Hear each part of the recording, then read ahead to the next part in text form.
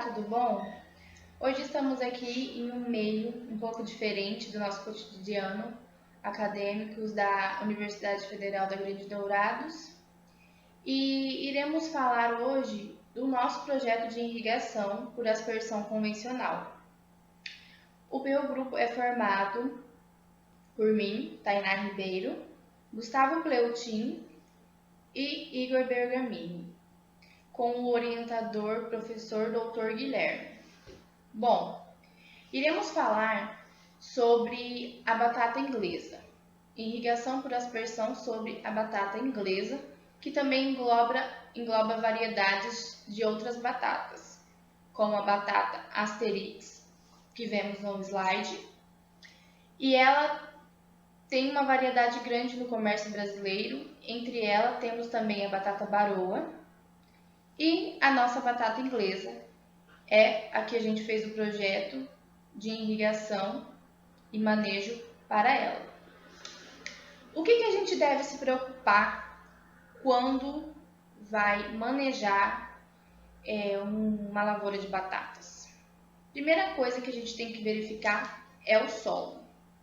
Se o solo ele é fértil, se ele não é fértil, se ele é ácido, se ele é arenoso, se ele é um solo latossolo, tudo isso engloba para que a batata tenha uma boa produção. Então entramos com a adubação. Ela necessita de uma aplicação correta e tem que ter uma importante quantidade de corretivos e fertilizantes, tudo em equilíbrio. E doses reguladas abaixo do necessário fazem com que a produção diminua, e doses em excesso façam com que a planta tenha uma alta concentração de fertilizantes e também não produza. Quais são as exigências nutricionais? Um manejo adequado da adubação para ter um crescimento e desenvolvimento da batata, e vai depender também de um nível alto de produtividade. As diferenças na eficiência de utilização dos nutrientes têm como a cultivar, o teor de água no solo, o clima e o espaçamento e a sanidade. O clima, ele às vezes pega a gente, porque o que ocorre? Em janeiro a fevereiro são chuvas. Em principais estados temos bastante chuvas. E de novembro a dezembro temos o calor, que é o forte verão. E do meio do ano, de junho a agosto, temos o frio.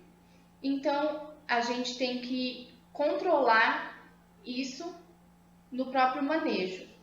Porque o clima a gente não controla, mas o manejo a gente consegue controlar.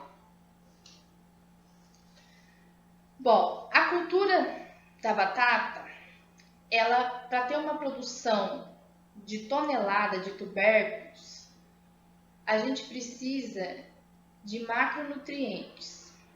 O que são? Nitrogênio, fósforo, potássio, cálcio, magnésio, enxofre, porém tudo em equilíbrio. Devemos ter um percentual de quilos de nitrogênio por hectare de 2,4 até 8,2. Então isso a gente tem que sempre estar cuidando. A gente não pode exagerar e nem diminuir na dose. E a quantidade de nutrientes extraídos do solo para a planta. Boro, cobre, ferro, manganês, zinco, também em baixas concentrações. Só o ferro que tem que ter uma elevada concentração. A importância do momento da aplicação. A gente tem que verificar essa importância, porque a gente não vai aplicar algo como calcário, se necessitar o solo, gesso. Essas aplicações que têm mínimas partículas que o vento pode espalhar. Ou como um fertilizante, que é aplicado no pulverizador também, a gente não vai aplicar com vento. Então a gente tem que saber o momento certo que a planta tem que receber adubação e o momento certo do horário que vamos aplicar. E o equilíbrio nutricional da planta, que é aquilo que a gente tem que verificar se a planta está recebendo de mais ou se ela está recebendo de menos. E na fase de enchimento de tubérculos, a gente tem que verificar a absorção máxima de NPK, de manganês, tudo isso tem que ficar verificando, porque senão a planta pode não estar recebendo o tanto que a gente acha e se escoando pelo solo, em épocas de chuva, principalmente. A época crítica da cultura da batata é na formação de tubérculos e no final do ciclo, e na fase de enchimento e na acumulação de matéria seca e absorção por nutrientes. Então essa é uma época que a gente tem que estar em cima e tem que estar cuidando. E temos também a análise de tecidos vegetais, estado nutricional das plantas, ver a necessidade se precisa mais de fertilizante, deficiência de potenciais, tratamento do distúrbio nutricional, para ver se a planta está recebendo tudo que está sendo injetado no solo, se ela não está. Tudo isso a gente tem que fazer uma análise de campo, tá acompanhando perto. Porque nada que é produzido na lavoura, tudo tem que estar acompanhado por perto, porque pode entrar praga, pode entrar uma chuva muito forte, e tudo a gente tem que estar acompanhando para ver o que vai fazer, estar em prontidão. Doses de adubação nitrogenada, fatores que influenciam a resposta da adubação, então a gente tem que investir em fertilizantes que vai nos dar resposta. Pesquisar aqueles fertilizantes que irão ajudar a planta, que irão ajudar a batata a produzir. E a importância de nitrogênio presente no ciclo. Bom, agora eu vou falar um pouquinho dos tratos culturais, que engloba a montoa, funcionalidade do processo, formação de camalhão, auxilia também no controle das plantas daninhas. Então, o que ocorre quando fazemos a montoa? Bom, a montoa é um processo que ele é direcionado à base de plantas em ambos os lados da cultivar da batata. Ela forma um camalhão com uma cerca de altura de 20 centímetros e ela estimula também o desenvolvimento de estolões e protege os tubérculos do sol, né? Ela auxilia também no controle das plantas daninhas. Então isso é um benefício para a cultura da batata, para que a batata tenha um desenvolvimento maior e também que retém também um pouco da umidade do solo. Aí temos a montoa tradicional, que ela também ajuda a proteger da intensidade das chuvas e tem a importância correta desse manejo no processo. Então tem todo um processo certo para que você faça essa montoa, que não seja de qualquer jeito e que também não danifique a cultivar. E também tem os patogênios, que é o risoctoniose,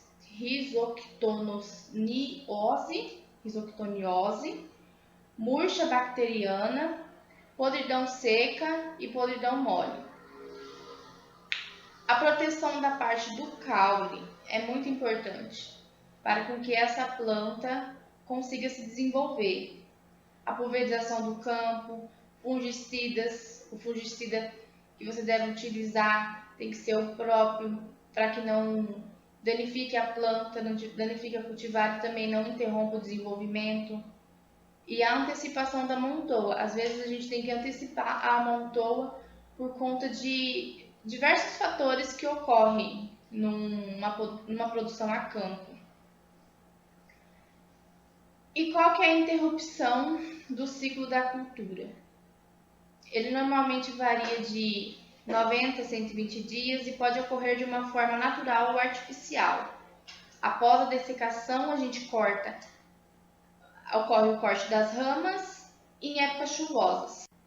Vamos conversar um pouquinho também sobre tratos de fitossanitários, que entra controle de nematóides e pragas do solo, diminuição de ferimentos do tecidos subterrâneos, doenças de solo reduzidas, patogênios apodrecedores e transmissão de doenças na operação de corte.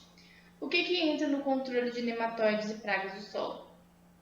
Como a batata ela tem um contato direto com o solo, pode aparecer fungos sobre a amontoa, dentro da amontoa e prejudicar a cultura da batata. Então isso é uma causa que a gente tem que ficar cuidando sempre e sempre de olho, que são esses patogênios apodrecedores.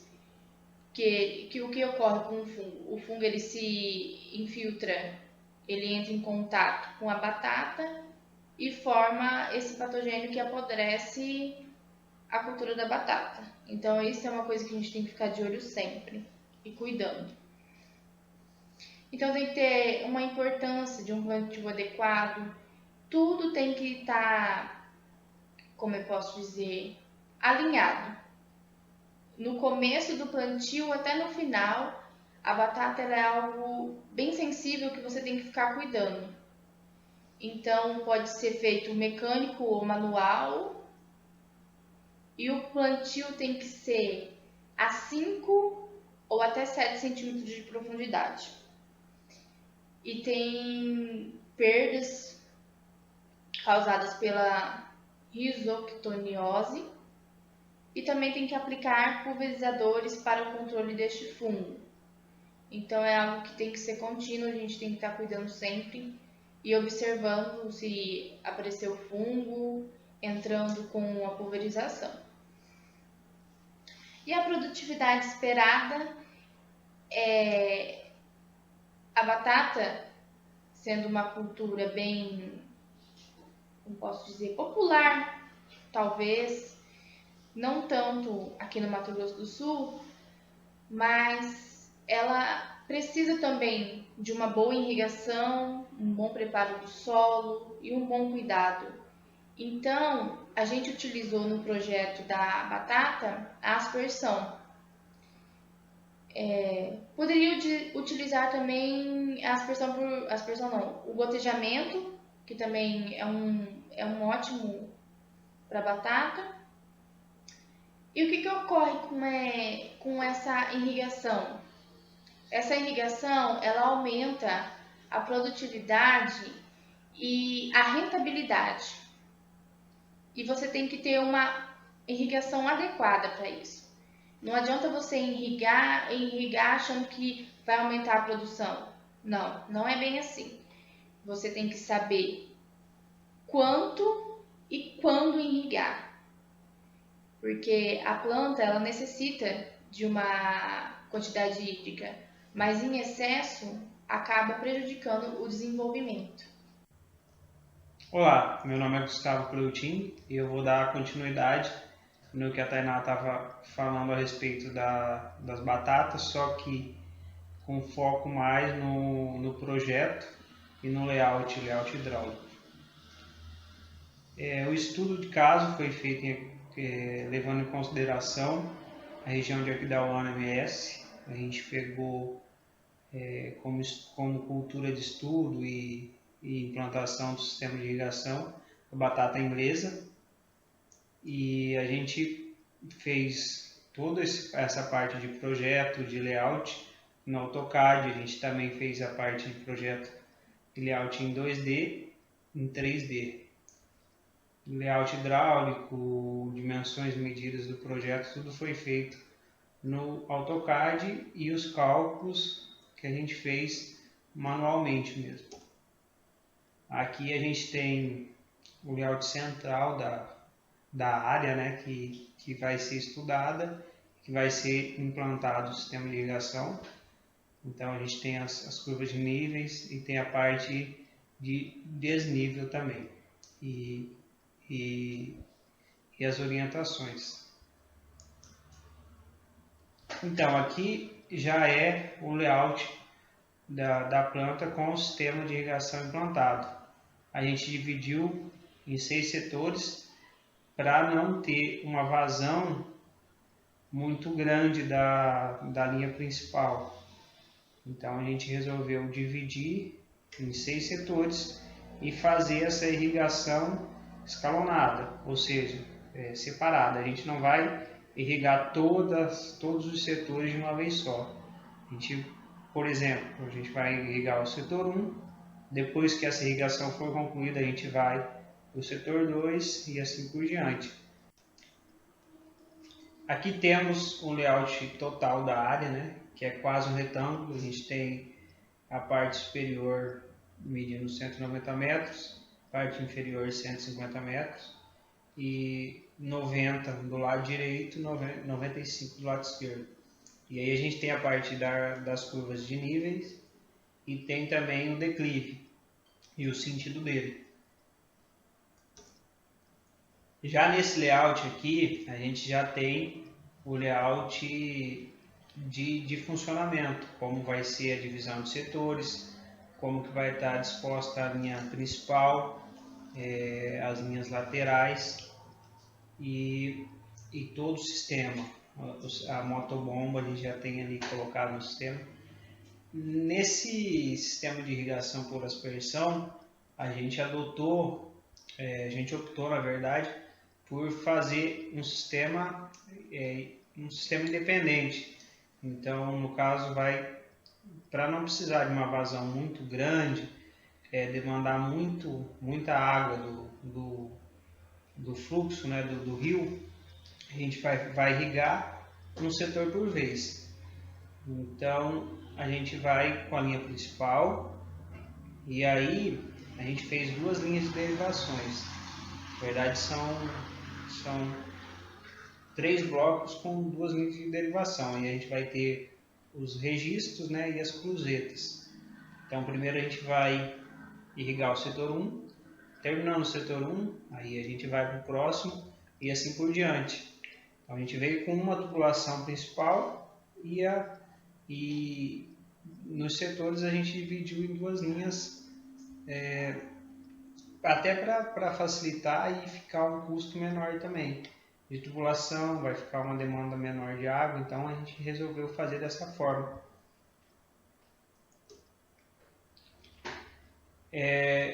O aspersor escolhido foi, a gente fez um ensaio de campo, né, que é muito importante. Antes de você instalar um sistema de irrigação, você precisa conhecer muito bem a área, você precisa fazer ensaios, você precisa saber qual que é a velocidade básica de filtração, a VIB.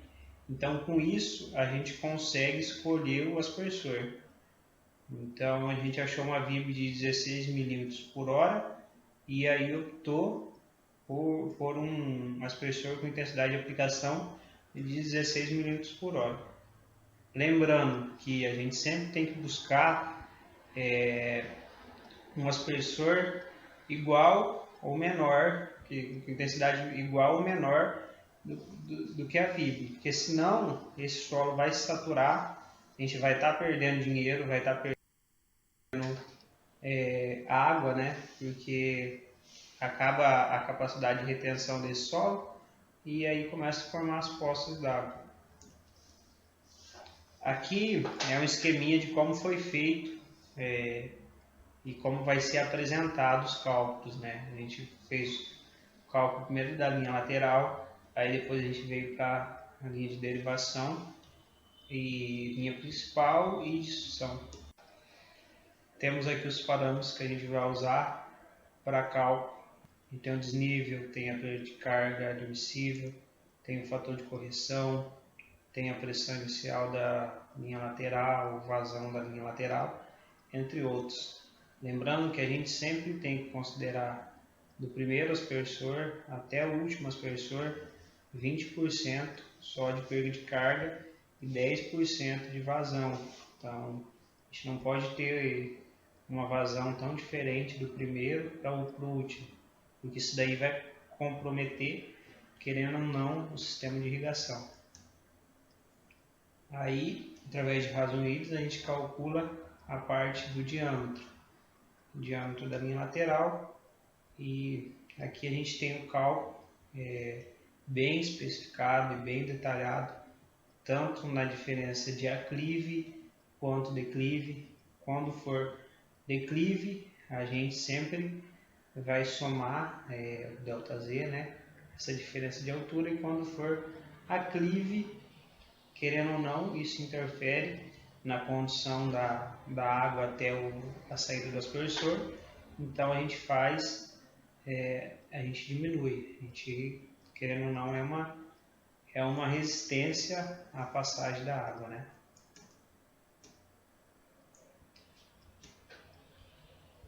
E a gente tem a parte do setor 1, 2, 3, 4, que a gente vai considerar de uma forma diferente.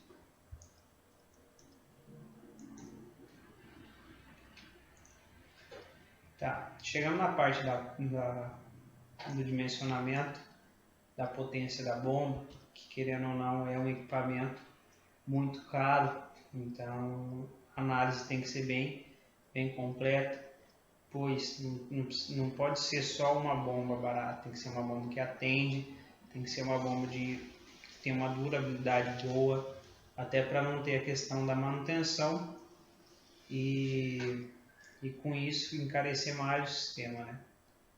Aí a gente calculou uma bomba de 16 CV, e aí a gente sempre joga um pouquinho a mais, uma folga de 10%, para ter essa segurança, né? A gente precisa ter essa segurança, até porque é um sistema que vai ficar instalado por muito tempo na propriedade.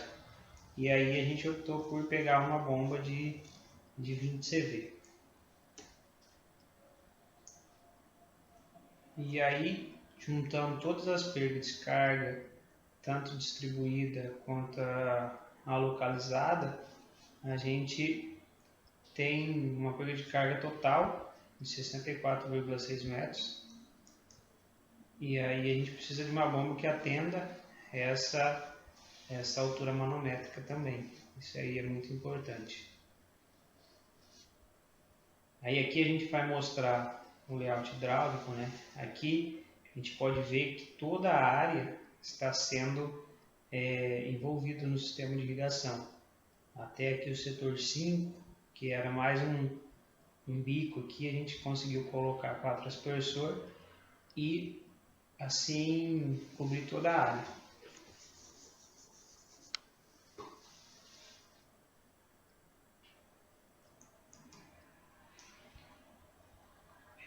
Nesse layout hidráulico a gente tem tubos, tem conexão, tem parte de aspersor, tem motobomba, tudo está incluso. Lembrando que a gente usou para as linhas laterais um tubo de 6 metros, porque como a tubulação é de engate rápido, a gente não pode optar, não pode cortar, ou fica difícil de você fazer um encaixe nesses canos. Então a gente optou por fazer em barras de 6 metros. Aí aqui é mais o layout mais de setor em setor. Temos setor 1, setor 2, e aí como a gente optou por um aspersor de espaçamento de 12 por 18, aí aqui está bem detalhado essa questão de variação. Os registros estão todos especificados no layout. Aqui a parte da conexão da linha principal com as linhas de derivações e linhas laterais. E aqui o layout em 3D. A gente pode ver todos os aspersores. A gente optou por 1 metro de tubo de subida, porque é a máxima altura da cultura, né? Então a batata inglesa ela chega até 1 metro, então poderíamos optar por fazer um sistema de escalonamento, colocar um tubo de subida um pouco mais baixo, depois aumentando, mas como essa diferença é pouca e toda a mão de obra, todo o trabalho ia ficar complicado de fazer, a gente optou por já colocar o tubo subida de 1 metro.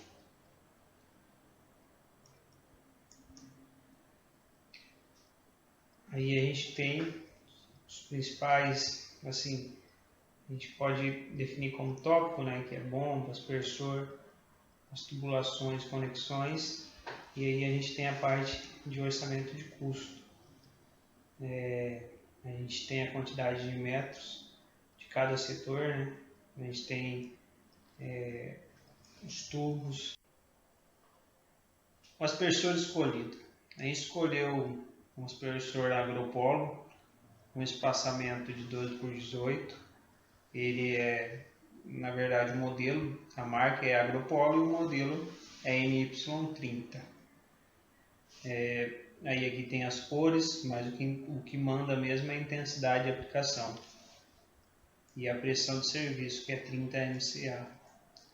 Aqui, né, nessa tabela, que a gente tem as características operacionais deles, a gente pode ver que a pressão de serviço é 40 MCA, o diâmetro de alcance é 33,5, a altura máxima do jato do aspersor é 5,1 metros e a gente tem uma vazão de 3,456 m3 por hora.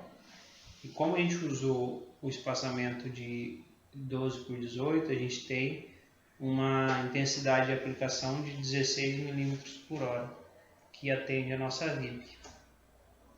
Essa aqui é uma foto do aspersor. O aspersor Agropolo a gente tem bastante peças, a gente encontra em bastantes locais e é um aspersor bom, porque quando você precisa fazer uma manutenção ou fazer uma reposição, a gente consegue fácil acesso a esse produto, né?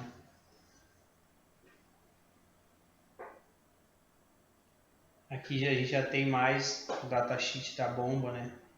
Que tem todas as curvas de RPM dela. A gente usou uma bomba de 20 CV, centrífuga, né, de aplicação múltipla. E aqui a gente tem todo o layout dela, todo explicando mais a curva de vazão. E aí os tubos que a gente usou. A gente usou a ponta bolsa, né, que é os tubos de PVC, em barra de 6 metros. Tem um aspersor, a gente fez uma cotação geral de quanto ia ficar esse sistema instalado, operando. Então, para ter sim uma ideia de investimento, porque quando você trata de irrigação por aspersão, você está aumentando a produtividade da cultura, querendo ou não, você está produzindo por um período maior, porque quando a gente não tem chuva, a gente consegue suprir essa necessidade com a irrigação. E tendo água e chuva, a planta se desenvolve muito bem, né? Seja ela batata ou qualquer outro tipo de cultura.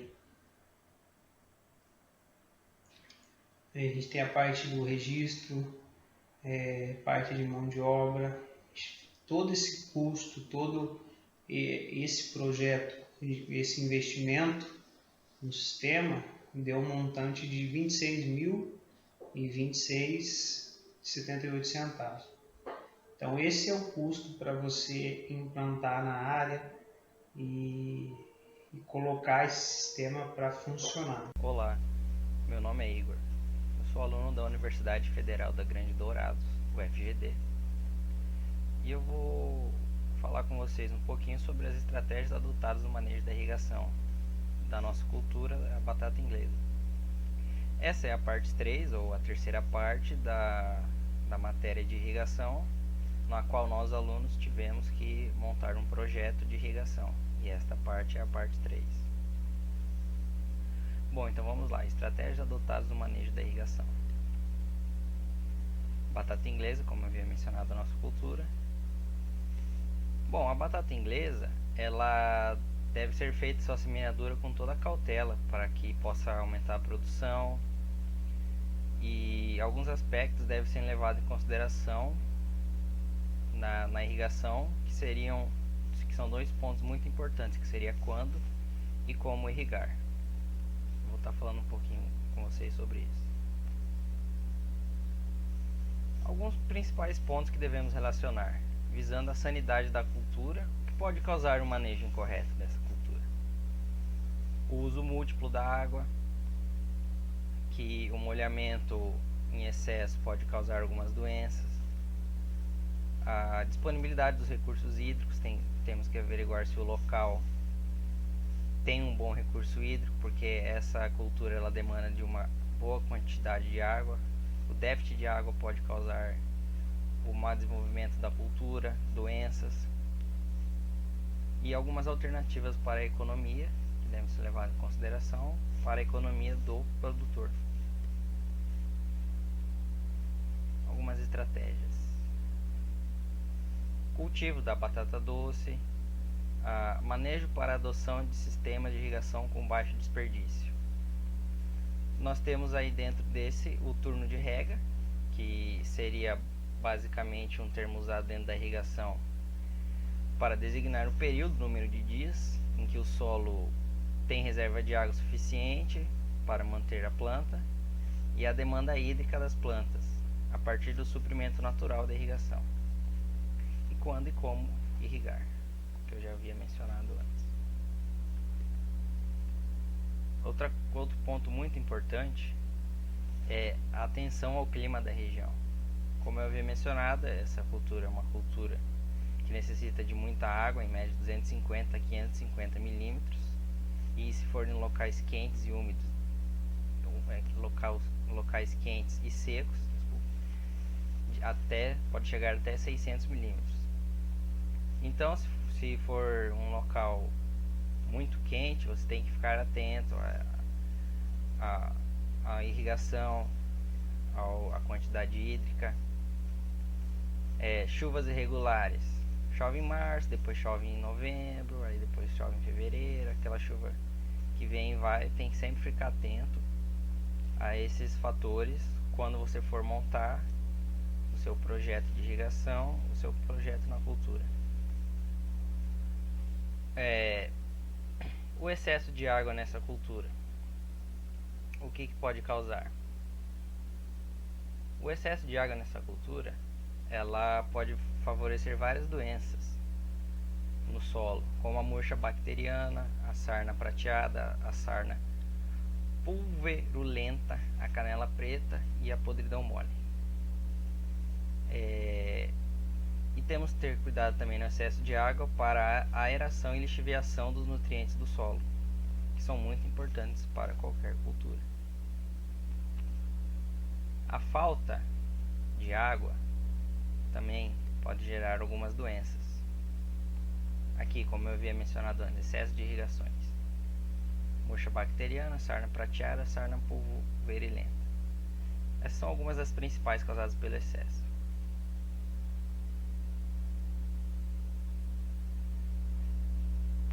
A irrigação por aspersão com manejo incorreto podem causar doenças foliares.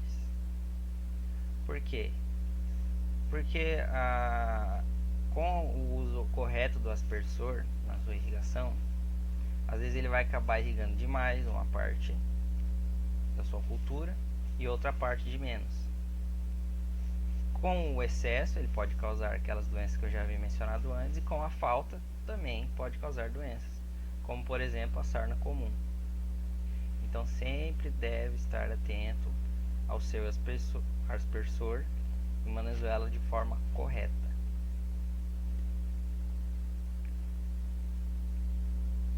Aqui nesse slide, obter a licença da lei. Nós temos uma lei federal de 1997 sobre a utilização desses recursos hídricos, que você obtém através do IMASU e da ANA. Agência Nacional de Águas. Essa palavra outorga significa que é imprescindível para você estar dentro da lei e regularizado quando você for montar um projeto, você for ampliar um projeto ou você alterar um projeto de qualquer local que demande ou utilize o uso de água da superfície ou subterrânea. Porque se você acabar utilizando muita água,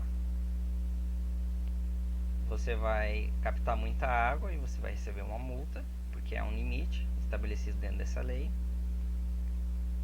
Então você deve, antes de montar o seu projeto, obter essa licença e saber também se o local tem esses recursos hídricos, se são recursos hídricos aceitáveis para o tamanho do seu projeto e para a irrigação da cultura. Isso são pontos que você sempre deve ficar atento. Técnicas usadas para o manejo correto. Uso adequado e manejo da água, que é extremamente importante. Qualquer desperdício de água dentro do seu projeto, na sua cultura, na sua irrigação, você vai ter que arcar, então sempre faça o uso correto. Os turnos de rega para maior controle, aquele que eu já havia mencionado. As estimativas de precipitação e evapotranspiração da cultura. Quanto que essa cultura vai precipitar, quanto que ela vai transpirar de água. Isso é algo já tabelado que você pode encontrar, por exemplo, na mensagem da Embrapa. E os horários para irrigação. Qual o melhor hora para irrigar? De manhãzinha? No final do dia? À tarde? Dependendo do que foi dito. Ter ideia de qual a necessidade hídrica da cultura durante todo o ciclo. Como eu já havia mencionado, a batata é de 250 a 500, podendo chegar de 250 a 550, podendo chegar a 600. O nível do solo, a capacidade do campo, sempre manter no nível máximo possível esse nível do solo. Na hora da instalação, o correto manejo da instalação para não danificar os aparelhos, os aspersores, as mangueiras, conjunto motobomba, seja lá a irrigação que você for usar.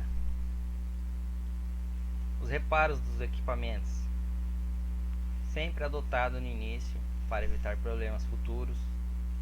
Às vezes você está irrigando para a irrigação, porque você não fez esse reparo adequado. E as conexões e tubos com boa qualidade. Continuando nas técnicas de uso correto, é sempre bom você guardar um estoquezinho extra de tubulação, de canos, para evitar imprevistos. Às vezes aquela que você comprou tá uma rachadinha, para evitar você ter que voltar na cidade.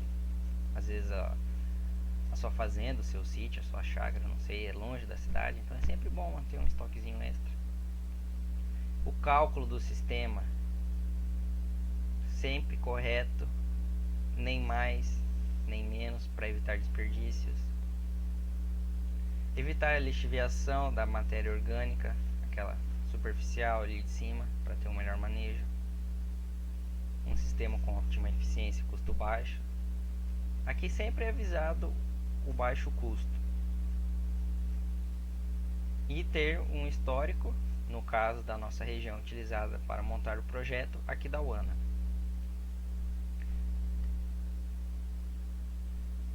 Bom, vamos aos cálculos do turno de rega, que seria aquilo que eu mencionei, o período de dias em que o solo tem reserva de água. Aqui vai ser um pouquinho mais rápido, é só para vocês terem uma ideia de como funciona esse cálculo e de como que nós utilizamos eles para montar o nosso projeto. Bom, aqui as siglas: LL lama líquida, CC capacidade de campo em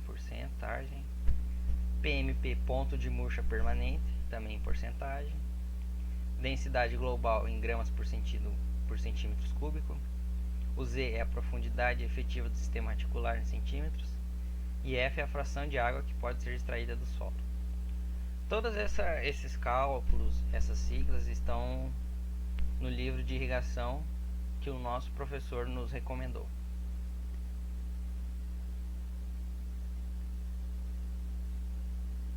Aqui está a lâmina, o cálculozinho rápido dela, 43,88 milímetros. Esse é a lâmina líquida que será adotada. Aqui é o cálculo para a lâmina bruta.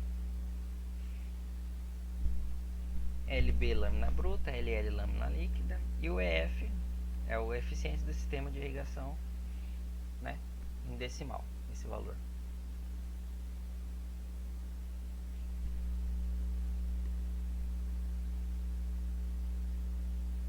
Aqui está o cálculo da lâmina bruta. O valor adotado será de 54,85 milímetros.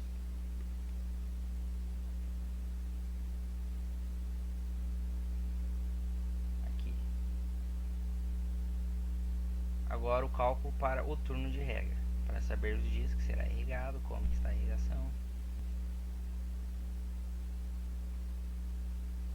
Turno de rega, ou seja, 7 dias que o solo tem água suficiente para atender à demanda hídrica. Uma outra opção, caso seja adotado, por exemplo, 4 dias, você pega o 4 vezes 5,25, que já é um valor tabelado, certo? Aqui vocês podem ver 5,25, já é o valor tabelado do ETM ou ETO, que seria a evapotranspiração de referência, dando a lâmina bruta de 21 milímetros. A intensidade do aspersor de 16 mm por hora será necessário cerca de 1 hora e 19 min de irrigação a cada 4 dias. Esse valor de 16 mm também é um valor tabelado, em que o professor também nos deu esse valor.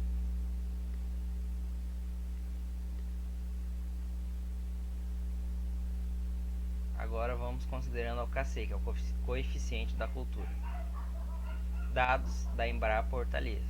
No site da Embrapa você encontra todos os dados da sua cultura que você vai precisar, seja ela hortaliça, seja ela leguminosa, seja ela frutífera.